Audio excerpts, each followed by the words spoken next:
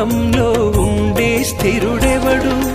చిన్న పెద్ద తేడా లేదు మరణానికి, చిన్న పెద్ద తేడా లేదు మరణానికి. కులమతాలు అడ్డం కాదు శ్మశానానికి, కులమతాలు అడ్డం కాదు శ్మశానానికి.